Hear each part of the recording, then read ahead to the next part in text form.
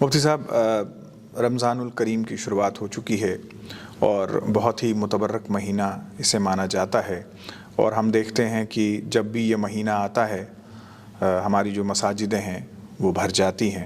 اول تو یہ پورے سال کا دستور ہونا چاہیے، لیکن جب بھی یہ مقدس مہینہ آتا ہے تو لوگ کوشش کرتے ہیں کہ زیادہ وقت جو ہے وہ عبادت میں گزاریں۔ آپ سے سب سے پہلے جاننا چاہوں گا، تھوڑا سا روشنی ڈالیں کہ یہ رمضان کا مہینہ جو ہے وہ کس طرح سے فرض ہوا۔ اور نبی کریم صلی اللہ علیہ وسلم نے قرآن کریم کی آیت امت تک پہنچائی۔ اس آیت کے اندر اللہ تبارک و تعالیٰ خود اس بات کو بیان فرما رہے ہیں، ہدی للناس وبینات من الہدی والفرقان۔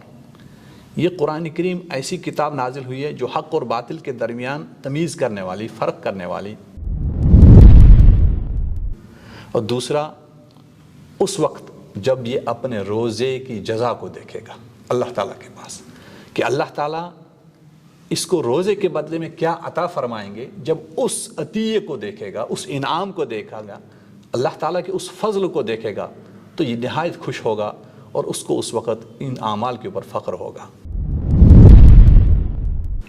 مفتی صاحب، چونکہ آج پہلا روزہ ہے تو ظاہر سی بات ہے ایسے میں لوگ ضرور یہ سوچتے ہوں گے کہ روزے میں بہتر اعمال کیا رہیں گے۔ اب آپ سے میں کہوں کہ چونکہ ابھی پورا مہینہ پڑا ہے تو بہتر طریقہ کیا رہے گا، کس طرح سے عبادت کرنی چاہیے، کتنا وقت قرآن پڑھنا چاہیے اور کتنا زیادہ ثواب ہے ان سب چیزوں کا؟ اللہ تعالیٰ خود فرماتے ہیں انا انزلناہ فی لیلۃ القدر۔ دوسرا، ابھی جو میں آیت پڑھی، شہر رمضان الذی انزل فیہ القرآن، اب قرآن والا مہینہ ہے۔ اللہ کے نبی صلی اللہ علیہ وسلم نے بھی ایک حدیث میں فرمایا کہ سب سے بہتر اور افضل ذکر جو ہے وہ قرآن کریم کی تلاوت ہے۔ مفتی صاحب، یہ بھی جاننا چاہوں گا کہ بہت سارے ایسے لوگ ہوتے ہیں جو یہ پوچھتے ہیں کہ روزہ کس کے لیے معاف ہے؟ ڈاکٹرز جو اطباء ہیں،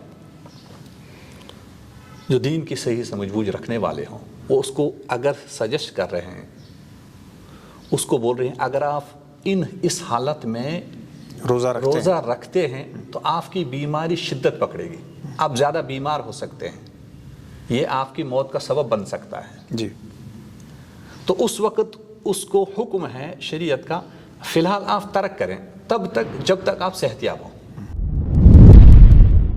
متبرک رمضان الکریم کی شروعات ہو چکی ہے اور نیوز ناؤ کے مادھیم سے ہم یہ کوشش کریں گے کہ رمضان میں ہم ضرور آپ کے ساتھ روبرو ہوں گے، اور ہم کوشش کریں گے کہ مختلف جو مفتی صاحبان ہیں وہ رمضان الکریم کے سلسلے میں ہمیں روشنار کریں، ہمارے ساتھ ساتھ ہمارے جو لاکھوں کروڑوں ویورز ہیں ان کو بھی روشنار کر سکیں۔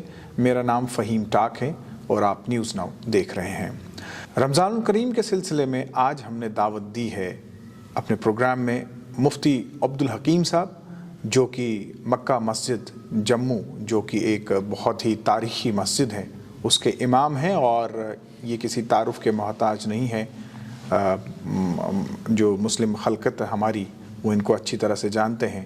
مفتی صاحب، آپ کا پروگرام میں سواگت ہے۔ شکریہ، جزاکم اللہ احسن الجزا۔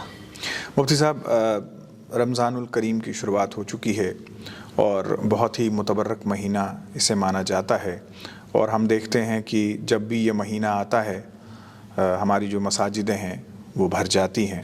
اول تو یہ پورے سال کا دستور ہونا چاہیے، لیکن جب بھی یہ مقدس مہینہ آتا ہے تو لوگ کوشش کرتے ہیں کہ زیادہ وقت جو ہے وہ عبادت میں گزاریں۔ آپ سے سب سے پہلے جاننا چاہوں گا، تھوڑا سا روشنی ڈالیں کہ یہ رمضان کا مہینہ جو ہے وہ کس طرح سے فرض ہوا۔ بسم اللہ الرحمن الرحیم، نحمدہ ونصلی علی رسول الکریم، اما بعد۔ ہمارے آقا حضرت محمد رسول اللہ صلی اللہ علیہ وسلم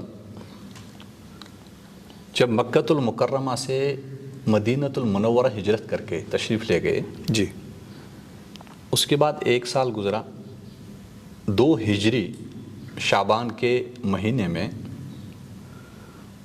اللہ تبارک و تعالیٰ کی طرف سے روزے فرض کیے گئے۔ جی، اس وقت قرآن کریم کی آیت شہر رمضان الذی انزل فیہ القرآن ھدی للناس وبینات من الھدی والفرقان فمن شہد منکم الشہر فلیصم، یہ قرآن کریم کی آیت نازل ہوئی۔ اس سے پہلے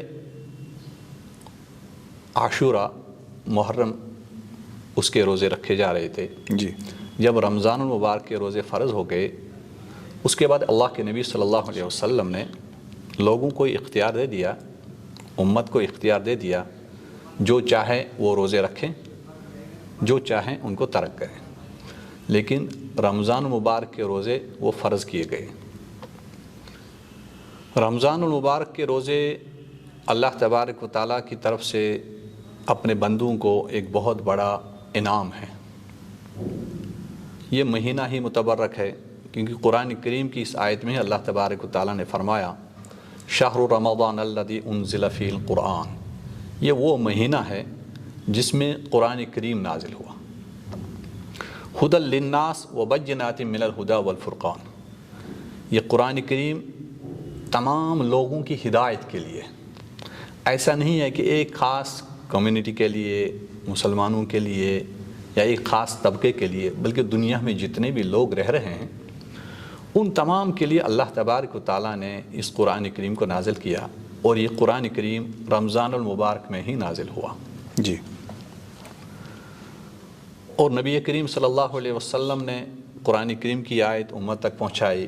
اس آیت کے اندر اللہ تبارک و تعالیٰ خود اس بات کو بیان فرما رہے ہیں ھدی للناس وبینات من الھدی والفرقان، یہ قرآن کریم ایسی کتاب نازل ہوئی ہے جو حق اور باطل کے درمیان تمیز کرنے والی، فرق کرنے والی اور بہت ساری چیزوں کی وضاحت کرنے والی کتاب ہے۔ پھر اللہ تعالیٰ نے فرمایا فمن شہد منکم الشہر فلیصم، جو بھی آپ میں سے اس رمضان المبارک کو پالے اس کو چاہیے اس کے اندر روزے رکھے۔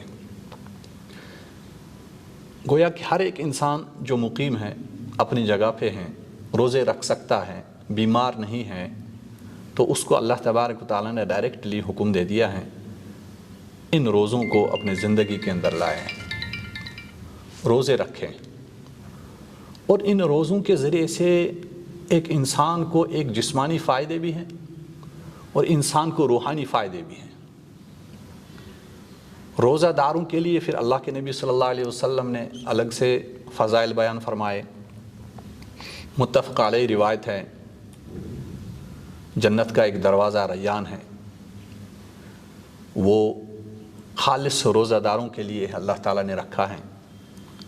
اس دروازے سے خالص وہ لوگ داخل ہو جائیں گے جنت میں جنہوں نے روزے رکھے ہوں گے، اور جب یہ کامل صفات والے، گویا کہ روزہ کی صفات ان کے اندر غالب ہوگی، اگرچہ انہوں نے دوسری عبادات بھی کیے ہوں گے، حج بھی کیے ہوں گے، نمازیں بھی پڑھی ہوں گی، لیکن روزوں کی خاص اہمیت، اس کے اندر تقویٰ، روزے جن چیزوں کا تقاضا کر رہے ہیں ان تقاضوں کو پورا کیا ہو، اور اللہ تعالیٰ کو اپنے بندوں کے وہ روزے بہت پسند آئے ہوں، تو اللہ تعالیٰ فرمائیں گے کہاں ہیں وہ جنہوں نے میرے لیے روزے رکھے تھے، ان کو اس دروازے سے داخل کر دیا جائے گا، ان کے علاوہ کسی اور کو اس دروازے سے داخل ہونے کی اجازت نہیں ہوگی۔ یہ بہت بڑا ایک اللہ تعالیٰ کی طرف سے۔ دوسری بخاری و مسلم کی روایت ہے، اس میں اللہ تبارک و تعالیٰ کی طرف سے فرمان ہے کہ انسان جو اعمال کرتا ہے وہ اپنے لیے کرتا ہے، روزہ ہے وہ میرے لیے ہے، اس کا بدلہ میں خود ہی دے دوں گا۔ اور خود اللہ تعالیٰ فرماتے ہیں کہ میں بخیل نہیں ہوں۔ اللہ تعالیٰ پوری کائنات کو پالنے والے، الحمدللہ رب العالمین، تمام عالمین کو پالنے والے ذات کتنی سخی ہو سکتی ہے؟ ان لوگوں کو جو اللہ تعالیٰ کو مانتے ہی نہیں ان کو بھی پال رہا ہے۔ جی، جب وہ ذات اپنے بندے کو دینے پہ آئے، وہ اپنے قدرت کے مطابق دے گی۔ اور اللہ کے نبی صلی اللہ علیہ وسلم نے فرمایا اس روزہ دار کے لیے دو خوشخبریاں ہیں۔ ایک وہ کہ جو یہ روزہ دار افطار کرتے وقت خوشی محسوس کرتا ہے، میں نے روزہ رکھا اب افطاری کروں گا، ایک خوشی اس وقت اس کو محسوس ہو رہی ہے۔ اور دوسرا اس وقت جب یہ اپنے روزے کی جزا کو دیکھے گا اللہ تعالیٰ کے پاس، کہ اللہ تعالیٰ اس کو روزے کے بدلے میں کیا عطا فرمائیں گے، جب اس عطیے کو دیکھے گا، اس انعام کو دیکھا گا، اللہ تعالیٰ کے اس فضل کو دیکھے گا، تو یہ نہایت خوش ہوگا اور اس کو اس وقت ان اعمال کے اوپر فخر ہوگا۔ مفتی صاحب، چونکہ آج پہلا روزہ ہے تو ظاہر سی بات ہے ایسے میں لوگ ضرور یہ سوچتے ہوں گے کہ روزے میں بہتر اعمال کیا رہیں گے۔ اب آپ سے میں کہوں کہ چونکہ ابھی پورا مہینہ پڑا ہے تو بہتر طریقہ کیا رہے گا، کس طرح سے عبادت کرنی چاہیے، کتنا وقت قرآن پڑھنا چاہیے اور کتنا زیادہ ثواب ہے ان سب چیزوں کا؟ دیکھیے، رمضان المبارک ایک تو ایک انسان روزہ سے ہوتا ہی ہے، وہ فی نفسی الگ ایک عبادت ہے، اپنی ذات کے اندر الگ مستقل ایک عبادت ہے روزہ۔ اب یہ قرآن والا مہینہ ہے، کیونکہ قرآن اللہ تعالیٰ خود فرماتے ہیں اِنَّا أَنزَلْنَاهُ فِي لَيْلَةِ الْقَدْرِ۔ دوسرا ابھی جو میں آیت پڑھی شہر رمضان الذی انزل فیہ القرآن، اب قرآن والا مہینہ ہے۔ اللہ کے نبی صلی اللہ علیہ وسلم نے بھی ایک حدیث میں فرمایا کہ سب سے بہتر اور افضل ذکر جو ہے وہ قرآن کریم کی تلاوت ہے۔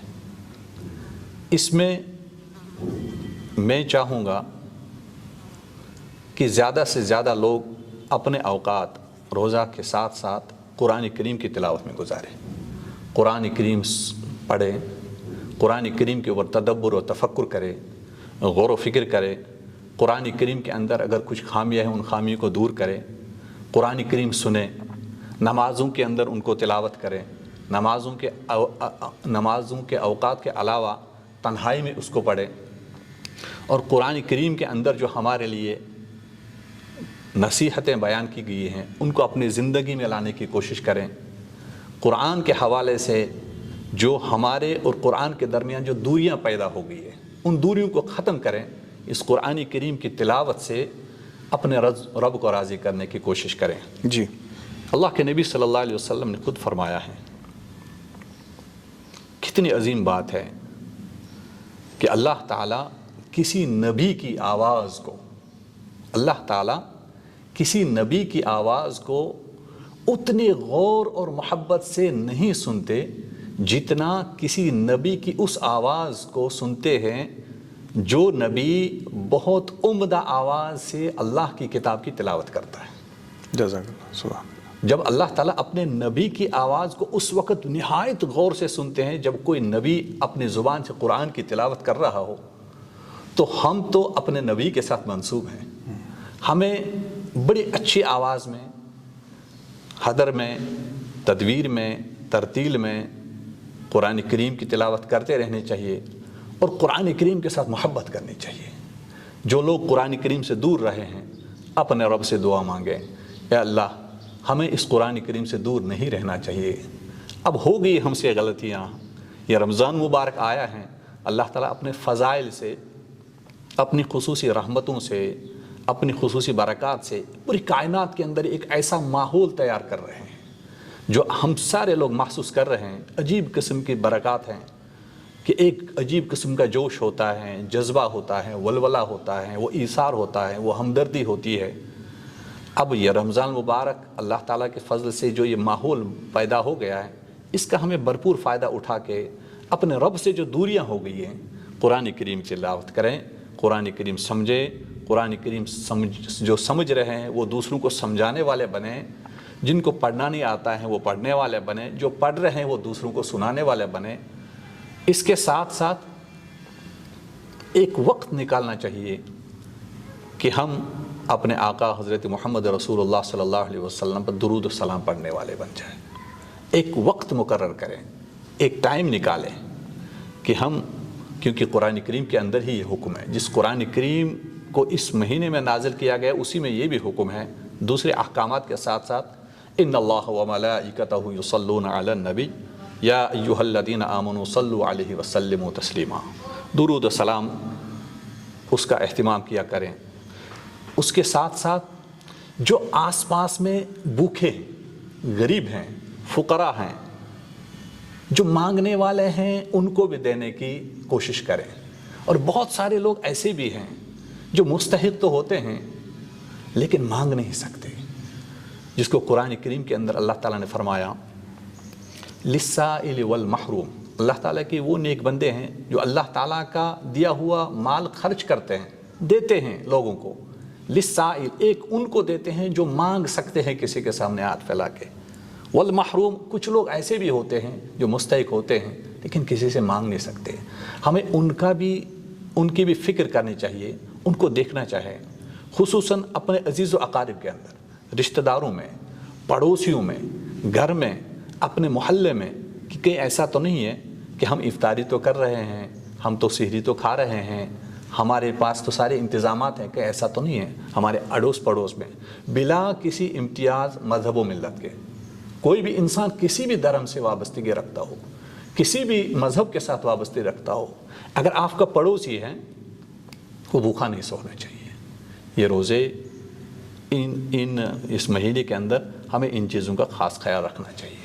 مفتی صاحب یہ بھی جاننا چاہوں گا کہ بہت سارے ایسے لوگ ہوتے ہیں جو یہ پوچھتے ہیں کہ روزہ کس کے لیے معاف ہے، تو تھوڑا سا آپ اس پہ روشنی ڈالیں کہ وہ کون سے لوگ ہیں جن کے اوپر روزہ جو ہے وہ معاف کیا گیا ہے۔ دیکھیے روزہ یہ ایک بہت بڑی لسٹ ہے، ایک فہرست ہے۔ ایسا بھی ہو سکتا ہے کہ میں سب کو تو بیان نہیں کر سکتا، لیکن عمومی طور پر جو لوگ پائے جا رہے ہیں، جی، کوئی بیمار ہے جو روزہ نہیں رکھ سکتا، قرآن کریم نے اس کو خود ہی بیان کیا، فمن کان منکم مریضا، اگر آپ میں سے کوئی بیمار ہے تو اس وقت اس کو چھوٹ ہے کہ وہ روزہ نہ رکھے۔ اب مفتی صاحب یہاں پہ یہ بھی پوچھنا بنتا ہے کہ یہ نوعیت کیا ہونی چاہیے بیماری کی، کیا یہ شدید طور سے بیمار ہو یا معمولی کوئی بیماری ہو جیسے بخار ہے، کھانسی ہے، زکام ہے، یا پھر جیسے شوگر کی بیماری ہے یا یہ ہمارا جو بی پی بلڈ پریشر وغیرہ ہوتا ہے، اس کی جو روٹین میں بیماری ہوتی ہے، تھوڑا سا اس کے بارے میں بتائیں۔ بہت اچھا جی، دیکھیے بیماری کی دو ہی نوعیتیں ہیں، ایک تو وہ بیمار ہیں جو وقتی طور بیمار ہیں، کہ بیمار ہے 10 دن ہے، یا مان لیجئے 15 دن بیمار رہا، مان لیجئے مہینہ بیمار رہا، مہینہ اس کا ٹریٹمنٹ چل رہا ہے، ڈاکٹرز جو اطباء ہیں، جو دین کی صحیح سمجھ بوجھ رکھنے والے ہوں، وہ اس کو اگر سجیسٹ کر رہے ہیں، اس کو بول رہے ہیں اگر آپ اس حالت میں روزہ رکھتے ہیں تو آپ کی بیماری شدت پکڑے گی، آپ زیادہ بیمار ہو سکتے ہیں، یہ آپ کی موت کا سبب بن سکتا ہے۔ جی، تو اس وقت اس کو حکم ہے شریعت کا، فی الحال آپ ترک کریں تب تک جب تک آپ صحت یاب ہوں، کہ اس کو صحت یاب ہونے کی امید ہے، اس کے لیے کیا حکم ہے، ان دنوں میں ترک کریں، بعد میں جب صحت یاب ہوگا ایک روزے کے بدلے میں وہ روزہ رکھے گا۔ جی، وہ روزے کی قضا ہوگی، روزہ کی۔ ہاں، دوسرا وہ بیمار ہے کہ اس طرح بیمار ہیں کہ اس کے ٹھیک ہونے کی کوئی امید نہیں ہے، اس کے لیے اسلام نے حکم دیا ہے آپ فدیہ دے دیں، روزے کے بدلے میں فدیہ دے دیں۔ اور روزے کے بدلے میں فدیہ کیا ہے، اس کی فقہا نے یہ وضاحت فرمائی ہے کہ جتنا اس وقت میں ان ایام کے اندر ایک صدقہ فطر کی مقدار ہم دیتے ہیں، جی، ایک روزے کے بدلے میں ایک صدقہ فطر کی مقدار کے برابر میں وہ صدقہ دے دیں مستحقین کو۔ فرض کیجئے ایک شخص کا صدقہ فطر 50 روپے بنتا ہے، جی، اب مہینے کے 30 روزے ہیں، وہ 30 روزوں کے بدلے میں 1500 روپے دے دے گا، یہ اس بیمار۔ اسی طرح کوئی بزرگ ہوتا ہے، بڑھاپے میں پہنچ گیا، اب وہ روزہ نہیں رکھ سکتا، اس کی طرف سے بھی فدیہ دیا جائے گا، روزے کا فدیہ جو صدقہ فطر کے مقدار میں۔ جی، اسی طرح کوئی خاتون ہوتی ہے، وہ حمل سے ہوتی ہے، جی، پیٹ میں بچہ ہوتا ہے، حاملہ ہوتی ہے، تو اس کو اگر ڈاکٹر کہیں گے کہ اس حالت میں آپ کو روزہ نہیں رکھنا ہے، جی، تو اس کے لیے بھی اس وقت مہلت ہے کہ آپ ابھی نہ رکھیں روزہ۔ اسی طرح لیکن بعد میں اس کو رکھنا ہے جب وہ روزے کے قابل ہو جائے گی۔ جی، اسی طرح کسی کا چھوٹا بچہ ہے کہ اگر وہ روزہ رکھتی ہے تو بچے کی زندگی کے اوپر اثر پڑے گا، بچے کی رزق کے اوپر اثر پڑے گا، کوئی اور راستہ نہیں ہے، تو اس وقت۔ لیکن ان تمام صورتوں میں ہم ان ڈاکٹروں سے رابطہ رکھیں گے جو اس کی صلاحیت رکھتے ہوں، جی، جن کو خوف خدا ہو، جو صحیح رائے دیں، جو صحیح مشورہ دیں، جس طرح ہم دنیوی اعتبار سے بڑی عجیب بات ہے کہ جب ہماری ذات کا مسئلہ ہوتا ہے ہم اس وقت بڑا احتیاط کرتے ہیں. ذات کا مسئلہ یہ ہے کہ اگر ہمارے سر میں درد ہوتا ہے, جسم میں درد ہوتا ہے, ہم اپنے دوست احباب سے دریافت کر لیتے ہیں کہ ڈاکٹر کون سا اچھا ہے, ہم اس کے پاس جائیں گے, ہم اپوائنٹمنٹ لیتے ہیں وہاں سے. لیکن جب دین کی بات ہوتی ہے ہم سڑکوں پہ, چوراہیوں پہ یا غیر مستند علماء سے جو قابل اعتبار نہیں ہوتے ہیں ان کے ساتھ رابطہ کر لیتے ہیں, یہاں تک کہ ہمیں خود کو بھی پتہ ہوتا ہے کہ یہ صحیح مسئلے کا حل نہیں بتا سکتے. دین کے لحاظ میں جو ہمارے اوپر اللہ تبارک و تعالیٰ کی طرف سے یا شریعت کے اعتبار سے جو ہمارے اوپر ذمہ داریاں ہیں ہمیں ان کو پورا کرنے کی ضرورت ہے. اس وقت ہمیں اس بات کو ملحوظ نظر رکھنا ہے کہ میرا اللہ دیکھ رہا ہے جی, کیونکہ واللہ علیم بذات الصدور. ہم کیوں پوچھ رہے ہیں, کیوں کر رہے ہیں, کس ڈاکٹر کی ہم بات آگے لے کے ہم روزہ کھا رہے ہیں, اس لیے اچھے ڈاکٹر سے اس وقت رائے لیں. اگر وہ مشورہ دے رہا ہے تو اس وقت جس طرح وہ اس کو رائے دے گا اس حساب سے. شریعت, دین اسلام ایک ایسا دین ہے, ایسا مذہب ہے, شریعت کے اندر, اسلام کے اندر کہیں بھی ایسا نہیں ہے کسی انسان کے لیے, کسی مسلمان کے لیے, کسی مومن کے لیے کہ ایسا نہیں ہے کہ اس کو آدھے راستے تک لایا, آگے اس کو راستہ نہیں مل رہا. جی, اس میں سہولتیں ہی سہولتیں ہیں, کیونکہ اللہ تعالیٰ خود فرماتے ہیں یرید اللہ بکم اليسر ولا یرید بکم العسر. جب روزے فرض ہوئے, جب یہ آیت نازل ہوئی, ساتھ میں اسی آیت میں اللہ تعالیٰ فرمایا یرید اللہ بکم اليسر, اللہ تعالیٰ تمہارے ساتھ آسانیاں کرنا چاہتا ہے. بیمار ہیں چھوڑ دو روزہ, آپ حالت سفر میں ہو, ایک آدمی صحیح ہے, تندرست ہے, صحیح سالم ہے, کوئی بیمار نہیں, اس کے پاس کھانے کی بھی چیزیں ہیں, لیکن سفر میں ہے, مسافر ہیں, اللہ تعالیٰ فرماتے ہیں سفر میں آپ کو اجازت ہے. اگر آپ ایسے سفر میں ہیں جو آپ کو لگا ہے پور مشقت ہے, آپ روزہ نہیں رکھ سکتے, اللہ تعالیٰ فرماتے ہیں یرید اللہ بکم اليسر, اللہ تعالیٰ آپ سے سختی نہیں چاہتا, آسانی چاہتا ہے. ولا یرید اللہ بکم اليسر ولا یرید بکم العسر. تو اس صورت میں حالت سفر سے واپس آئے گا, اپنے گھر پہ پہنچے گا, روزہ رکھے گا. مفتی صاحب, بچوں کے لیے کیا حکم ہے؟ بچوں کے لیے حکم یہ ہے, دیکھیے جس طرح نماز کے بارے میں ہمارے آقا صلی اللہ علیہ وسلم نے حکم فرمایا 7 سال کا بچہ ہو جائے اس کو نماز کی تعلیم و تربیت دے دو. تربیت سے کیا ہوتا ہے, ایک بچہ مینٹلی تھوڑا پریپیئر ہو جاتا ہے. پھر 3 سال کا گیپ فرمایا اللہ کے نبی صلی اللہ علیہ وسلم, 10 سال تک, 7 سے لے کر 10 سال تک اس کو ان چیزوں کی تربیت دے دو دین کی. اسی طرح روزے کے, کیوں اس کو آج 3 سال جب ہم بحیثیت ذمہ دار اپنے بچوں کے اوپر ان چیزوں کو دیکھا کریں گے اور ان چیزوں کا ہم اپنے آپ کو پابند بنائیں گے تو ہمارے معاشرے کے اندر ایک دینی ماحول پیدا ہو جائے گا, ہمارے گھروں کے اندر دینی ماحول پیدا, ہم ایسا ہو جائیں گے کہ خود کے ساتھ بھی انصاف کرنے والے اور معاشرے میں جتنے سوسائٹی میں ہمارے جتنے بھی مذاہب کے لوگ رہنے والے ہوں ہم ان کے ساتھ اچھا رویہ کرنے والے بن جائیں گے. لیکن یہ تب ہے جب بچپن سے ہی ہمارا ذہن جو ہے دینی مزاج کا بن جائے. جی, اسی طرح بچوں کے بارے میں اللہ کے نبی صلی اللہ علیہ وسلم اور دین اسلام کے اندر حکم ہے ان کو بھی اس کی تربیت دیں جب وہ اس کے متحمل ہونے لگے.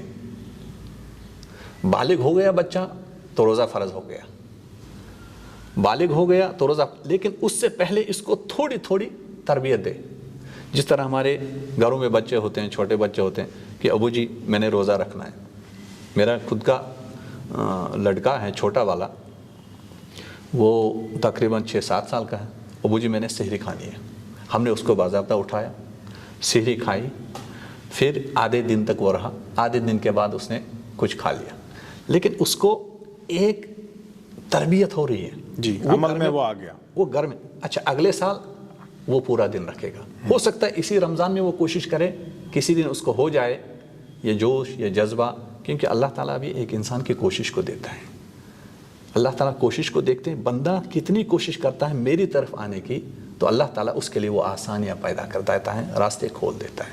ہمیں اپنے بچوں کی تعلیم اور تربیت دینی مزاج کے اعتبار سے کرنے کی آج سے ہی ضرورت ہے. مفتی صاحب, بالکل آخر میں روزہ کن چیزوں سے ٹوٹتا ہے اور روزے دار کو کن چیزوں سے پرہیز کرنا چاہیے؟ جیسے کہ کہا جاتا ہے کہ روزہ آنکھوں کا بھی ہے, روزہ ہاتھوں کا بھی ہے، روزہ کان کا بھی ہے، روزہ زبان کا بھی ہے.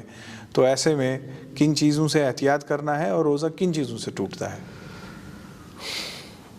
دیکھیے عام تو یہی ہے کہ حلق سے، ناک سے آپ کے معدے کے اندر اگر کوئی چیز چلی جائے روزہ ایک تو وہ ٹوٹ جائے. جس طرح ہم تمباکو پیتے ہیں، سگریٹ پیتے ہیں، نسوار کرتے ہیں، اگر کولگیٹ کرنے سے روزہ تو مکروہ ہو گیا لیکن اس کے خدشات ہے، اندیشہ ہے، اگر اندر چلا جائے تو روزہ ٹوٹ سکتا ہے. ایک تو یہ ہے کوئی چیز کھا لی. لیکن کبھی کبھی اللہ تعالیٰ کی طرف سے یہ بھی انعام ہے کہ ایک انسان کھا لیتا ہے لیکن روزہ نہیں ٹوٹتا. وہ یہ کہ ایک انسان کو روزہ یاد نہیں رہا، غلطی سے کھا لیا، غفلت میں پی لیا تھوڑی بہت، تو جو ہی اس کو یاد آئے گا جتنا منہ میں وہ پھینکنا ہے. ایک انسان یہ دیکھو اللہ تعالیٰ فرماتے ہیں میں تمہیں سختی نہیں چاہتا. ہمارا اللہ ہمارے ساتھ کتنی محبت کرتا کہ اس بندے کو یاد نہیں رہا روزہ، اس نے پی لیا، اللہ تعالیٰ فرماتے معاف ہے. لیکن جان بوجھ کے کوئی کھائے گا، کوئی پیے گا، اس کو یاد تھا تو اس سے تو روزہ ٹوٹ جاتا ہے کھانے پینے سے. اسی طرح روزے کی حالت میں اپنے بیوی کے ساتھ مباشرت کرنے سے روزہ ٹوٹ جاتا ہے. رات کے اوقات کے اندر اللہ تعالیٰ نے حکم دے دیا احل لکم لیلۃ الصیام الرفث الی نسائکم ہن لباس لکم وانتم لباس لہن. روزے کے بعد رات کے اندر ایک انسان اپنی بیوی کے ساتھ اگر مباشرت کر لے تو اس سے روزہ نہیں ٹوٹتا، روزے کے اوپر کوئی اثر نہیں پڑتا، اس کی اجازت ہے رمضان کے رات کے اندر. لیکن دن کے اندر روزے کی حالت میں اگر ایسی نوبت آ جائے تو اس سے روزہ ختم ہو جاتا ہے.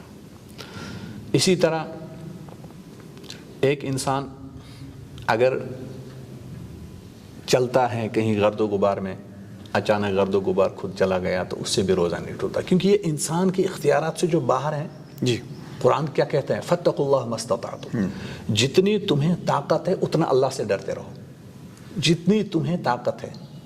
ایک انسان میٹاڈور میں چڑھتا ہے، بس میں چڑھتا ہے تو وہ غیر محرموں سے بچنے کی کوشش کرتا ہے، اس کو بچنے کی کوشش کرنا ہے.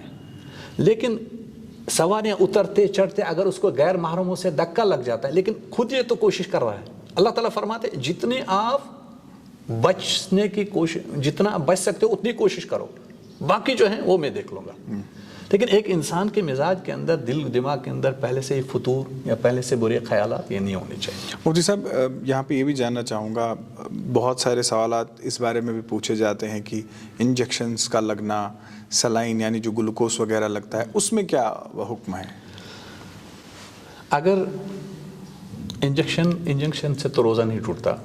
میں نے پہلے ہی یہ آپ سے یہ گزارش کی ہے کہ ہمیں بیماری کی حالت میں اچھے ڈاکٹروں سے جو دین کے لحاظ سے بھی اچھے ہوں، جو اللہ کا خوف رکھنے والے ہوں، اور اس وقت اس مریض کو بھی یہ سوچنا چاہے کہ میرا اللہ دیکھ رہا ہے، یہ کس لحاظ سے پوچھ رہا ہے، اس کو واقعتاً یہ تکلیف ہے یا نہیں ہے.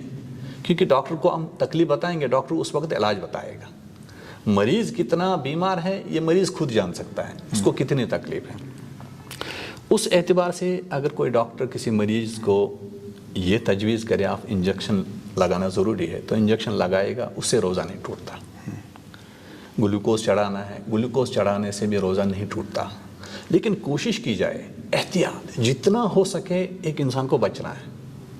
جس طرح عام زندگیوں کے اندر ہم کوشش کرتے ہیں غیبت سے بچنے کی، ہم کوشش کرتے ہیں چغل خوریوں سے، ہم کوشش کرتے ہیں کسی کا حق دبانے سے، ہم کوشش کرتے ہیں کسی کو اذیت پہنچانے سے بچیں، ان چیزوں سے بچنے کی. تو روزوں میں اس سے زیادہ احتیاط کرنے کی ضرورت ہے. کیوں؟ اس سے روزے کے اوپر اثر پڑتا ہے. قرآن کیا کہتا ہے کتب علیکم الصیام کما کتب علی الذین من قبلکم لعلکم تتقون. روزے کا ایک ہی مقصد ہے تاکہ تم تقوی والے بن جاؤ، خوف خدا والے. کہ یہ پیریڈ آیا ہے آپ لوگوں کی زندگی کے اندر، یہ ایک آپ کو کوچنگ ہو رہی ہے. اللہ تعالیٰ نے ماحول کریٹ کیا ہے، اس میں آپ ابھی چل رہے ہو، اس کے اندر جتنی چیزوں کی آپ پابندی کر رہے ہو اس کے اثرات پورے سال رہنا چاہیے. اگر پھر کچھ خامی آ گئی، دوسرا رمضان آیا آپ کی زندگی میں، وہ خامی اس رمضان سے دور ہو جائے گی. جس طرح ایک مریض ایک ٹیبلٹ کھا لیتا ہے، 6 گھنٹے اس ٹیبلٹ کا اینٹی بائیوٹک کا اثر رہتا ہے، تو ڈاکٹر بولتے ہیں 6 گھنٹے کے بعد دوسری، تاکہ جب تک یہ بیماری ختم ہو جائے یہ دوائی کھاتے رہو، 3 دن کھاؤ، 7 دن کھاؤ، 5 دن کھاؤ۔ اسی طرح ہماری زندگی کے اندر مختلف رمضان آ رہے ہیں، تو ان رمضانوں کی وجہ سے ہماری زندگی صاف ستھری بننی چاہیے، تب تک جب تک ہم اپنے اللہ سے ملنے والے بن جائیں۔ مفتی صاحب بالکل آخر میں اور مختصر سا یہ جاننا چاہوں گا، بہت سارے ایسے لوگ ہوتے ہیں جن کے پاس رمضان میں بھی وقت نہیں ہوتا ہے مجبوری کی وجہ سے، وہ ہم جیسے لوگ ہیں جو زیادہ تر وقت جو ہے وہ دفتر وغیرہ میں بتاتے ہیں، آپ سے جاننا چاہوں گا ایسے میں ان لوگوں کے لیے آسان عبادت کیا ہے اور حکم کیا ہے؟ ایسے اوقات میں ان کے لیے آسان عبادت یہ ہے، ذکر اللہ کیا کریں، لا الہ الا اللہ پڑھیں، جی، سبحان اللہ پڑھیں، لا الہ الا انت سبحانک انی کنت من الظالمین پڑھیں، جی، حسبنا اللہ و نعم الوکیل نعم المولا و نعم النصیر پڑھیں، کلمہ تمجید سبحان اللہ والحمد للہ ولا الہ الا اللہ واللہ اکبر ولا حول ولا قوۃ الا باللہ العلی العظیم پڑھیں۔ اسی طرح درود شریف کی کثرت کیا کریں، درود شریف بہت عظیم عبادت ہے، وہ کیا کریں۔ اگر کچھ نہیں یاد ہے کم سے کم سورہ اخلاص پڑھا کریں، جی، 4 کل پڑھا کریں، جو آسان صورتیں ہیں وہ پڑھ سکتے ہیں۔ اسی طرح اپنے آپ کو، یہ بھی عبادت ہے کہ اپنے آپ کو، اپنے آنکھوں کو، اپنے کانوں کو برائیوں سے بچائیں، کسی غیر محرم کو بری نگاہ سے نہ دیکھیں، غیبت کرنا ہم چھوڑ دیں، غیبت سننا ہم چھوڑ دیں، جھوٹ بولنا ہم ترک کر دیں، کسی کو ستانا یہ ہم ترک کر دیں۔ حضور صلی اللہ علیہ وسلم نے فرمایا بہت سارے روزے دار ایسے ہیں کہ جن کو بھوک کے سوا کچھ نہیں ملتا، اللہ تعالی ہمیں ان میں سے نہ بنائے کہ ایک انسان، کیونکہ ایک انسان کو حکم ہے روزہ رکھنے کا صبح صادق سے لے کر غروب آفتاب تک، یہ انسان ایسا نہ بنے کہ جو چیزیں حلال تھی وقتی طور اس کو پابندی لگائی گئی کہ کھانا مت کھاؤ حلال ہے، کھجوریں مت کھاؤ حلال ہے، دودھ مت پیو حلال تھا، لیکن ان اوقات میں طلوع سحر سے لے کر غروب شمس تک جی، وہ حلال چیزوں کو ہمیں پابند بنایا گیا، لیکن جو چیزیں اس سے پہلے بھی حرام تھی ایسا نہ ہو کہ ہم ان کو کرتے رہیں، جیسے غیبت کرنا، حسد رکھنا، تکبر کرنا، ریاکاری کرنا، اپنی عبادات جو بھی ہم کریں، جو بھی کوئی عبادت کریں، ذکر و اذکار کریں، قرآن کریم کی تلاوت کریں، تراویح پڑھیں، روزے رکھیں، ان کے اندر اگر جب تک للہیت نہ ہو، یعنی اللہ کے لیے نہ ہو، اے اللہ تیرے لیے کر رہا ہوں، تب تک اس کا کوئی فائدہ نہیں ہے۔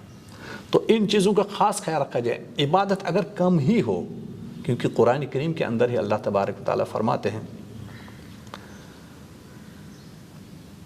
لِيَبْلُوَكُمْ أَيُّكُمْ أَحْسَنُ عَمَلًا، زندگی اور موت میں نے اس لیے دے دی ہے تاکہ زندگی کے بعد جو موت آئے گا، تاکہ میں تمہیں یہ زندگی، دنیوی زندگی جس کے اندر آپ دوسرے دنیوی امور بھی کر رہے ہو، اللہ تعالیٰ کی عبادت بھی کر رہے ہو، نمازیں بھی پڑھ رہے ہو، تراویحیں پڑھ رہے ہو، قرآن پڑھ رہے ہو، روزے بھی رکھ رہے ہو، حج کر رہے ہو، یہ زندگی میں نے اس لیے دی ہے، یہ مہلت اس لیے دی ہے تاکہ میں آزماؤں تمہیں، تم میں سے کون میرے پاس اچھے اعمال لے کر آئے گا۔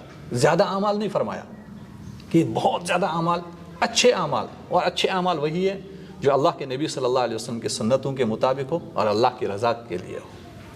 تو ان چیزوں کا اپنے آپ کو پابند کرنا چاہیے کہ ہم برائی، ہر برائی سے اپنے آپ کو بچائیں، دور رہنے والے بن جائیں، اور اپنے آپ کو اس کا خوگر بنائیں، عادی بنائیں، اور دوسرا اپنے آپ کو ذکر اللہ میں مشغول رکھیں۔ مفتی صاحب آپ نے وقت دیا، آپ کا بہت بہت شکریہ، اور آئندہ وقت میں بھی ہماری کوشش رہے گی کہ ہم رمضان الکریم میں کوشش کریں گے کہ ہم آپ تک پہنچیں اور آپ کے ذریعے ہم لوگوں کو، روزے داروں کو روشناس کر سکیں کہ رمضان الکریم میں کیا کچھ متبرک ہے اور کس طرح سے ہمیں رمضان الکریم میں جو ہے وہ عبادت کرنی چاہیے۔